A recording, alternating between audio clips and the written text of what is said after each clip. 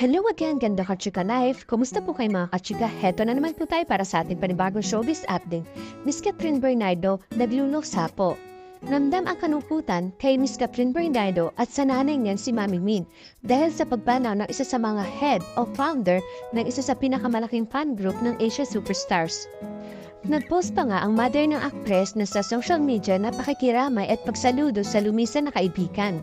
Nung magkasintahan pa po kasi sina Miss Catherine Bernardo at Mr. Daniel Padilla ay active na active ang yumaong si Tita Chi Sang Saniel at doon niya nabuo ang Catherine Daniel Katniel Solidarity Community Fan Group na naging Kind Cat official na maghiwalay ang Katniel Love Team. Sa mga hindi nakakakilala kay Tita Chi, hindi lang basta fans ang turing sa kanya na mag-ina ang Miss Catherine at si Mami Min. Close na close ang mag-ina at pamilya Bernardo sa panay at sa katunayan, mga katuwang pangan nila si Tita Che sa pagbuo ng kaunahon ng business ng pamilya Bernardos ang Cat Nails Nail Salon and Spa. Si Tita Che nga po ang nagsilbing freelance human resources o OIC. Kahit nga po sobrang busy nito sa kanyang trabaho sa Ortigas ay palagi ito may time kapag kailangan nga po siya ni na Tita Min at ni Miss Catherine Bernardo ni hindi ito nagpapabaya sa mga trabaho at effort na binibigay niya sa business ng Asia Superstars. Kwento nga po ng mother ni Miss Catherine Bernardo sa isang kaibigan, binigyan niya po ng franchise ng salon si Tita Chi pero tumanggi ito at hindi tinanggap ang offer. Kapuri-puri nga po si Mrs. Saniel dahil kahit may masakit na ito ay inasikaso pa rin niya ang mga black screening nila ng last movie ng Kat Den na Hello Love Again. At tulad nga po ni Miss Catherine, ng Bernardo family, Katniel fans at Solid Catherine fans, malungkot na nakikiramay rin ang samantala dumako naman po tayo sa malungkot na balita. May 1, 2025, Huwebes po yun, Liberty, pumanaw na ang magaling at mabait na aktor na si Mr. Ricky Davao. May taping nga po si Miss Jackie Lou noong Friday, May 2 para sa guest role niya sa Tatay Bato ng Viva at TV5.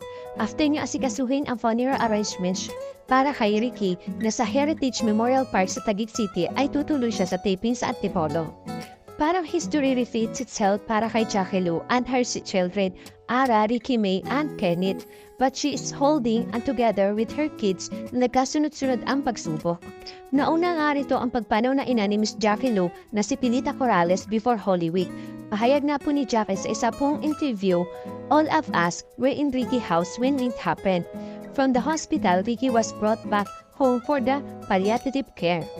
This has solidified our family and strengthened everyone and even those whom Ricky loved. Iba pa rin when it finally happened. Please pray for our family, especially my kids. And to Ricky, thank you for making us, your family, feel love. Ang bilis nga po kumalat ang malungkot na balitang ito nung nakaratay pa si Mr. Ricky Davao sa ospital na pag-usapan na ito na malalapit niyang kaibigan at nababahala ang lahat.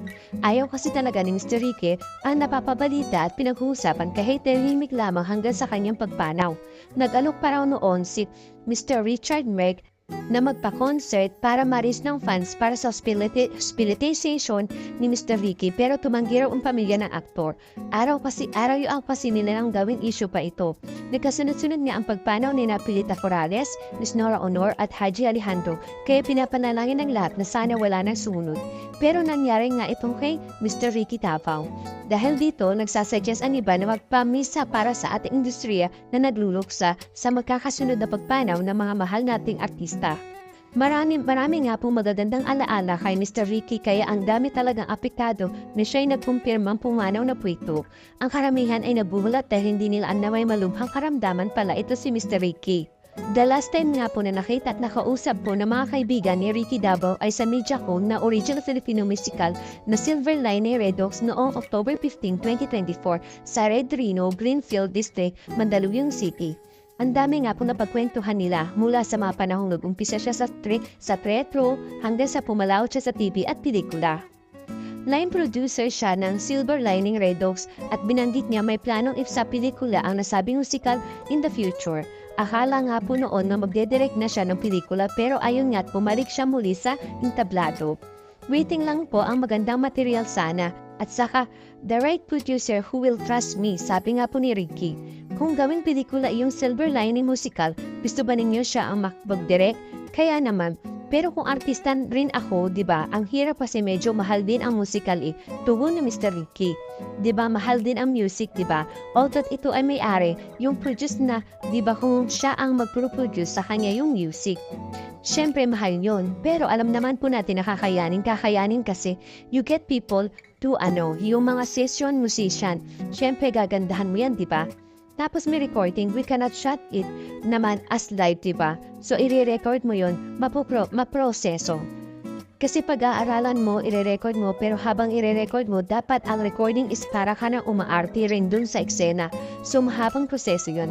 Hindi nakapag-perform nga po si Mr. Ricky sa press ang gala night noong November 9 sa Carlos P. Romulo Auditorium, RCBC Plaza, Makati City. At nag-perform ay ang alternative niyang si Jamie Wilson. At alam niyo po ba nakapag-guest nga po si Mr. Ricky siya at ilang co-star niya Silver Lining Redux sa Family Fluid na pinalabas noong November 15 sa GMA7? Noong December 15 sa kontrisyon ng palasyo para sa pelikulang Pilipino na ginanap sa Kalayaan Grounds na Malacanang, nabalitaan nating malubhan na ang sakit nga po ni Mr. Ricky. Sa media ko ng Fatherland noong March 25 sa Manila Hotel, may mga nangumusta nga po kay Ara Davao sa kalagayan ng kanyang ama. He's okay naman, matipid na sapot ni Ara. Paano niya sinusuporta ng ama? Tugon nga po ni Ara, he had to have procedure done last year dahil may tinanggal lang. But then he's recovering and resting. Noong April 18, Friday, Biyernes Santo po yun sa week ni Nora Honor na sabi ni Richard Merck na namalubha na talaga ang lagay ni Haji Alejandro at Mr. Ricky. April 21 pumanaw nga po si Mr. Haji Alejandro at yumaon naman si Ricky nitoong May 1, 2025. Samantala, dumako naman po tayo sa pinakahuli nating showbiz update. Talaga namang walang kumpas ang kagandahan ng katawan ni Miss Nadine Lustre. Hindi lang siya kilala bilang isang mahusay na actress at singer ngayon, mas lalong pinatunayan nga po ni Miss Nadine na isa na rin siyang tunay na body goals queen. Sa bago nga pong IG post, ibinahagi nga po na isang video mula sa kanyang daring at nature-inspired shot para sa bagong underwear brand na ini-endorse nito. Sa naturang video, makikita nga po si Miss Nadine na rumampa at naghiga-higa sa iba't ibang anyo ng tubig mula sa ilog hanggang sa taping dagat. Very one with nature ang tema ng shoot, parang muse sa isang fantasy film. Sa sobrang seamless ng kanyang suot na pantakad na sa hinaharap, mapapaisip pa talaga kung may pangitas ba siya na suot o balat lang yung nakikita. Pero, alam niyo po ba, kahit na po daring ang overall vibe, classy pa rin ang pagkakadeliver ni Miss Nadine. Walang bahid na kabastusan, kundi puro at confidence. Walang duda, confident na ngayon po si Miss Nadine sa kanyang sariling katawan.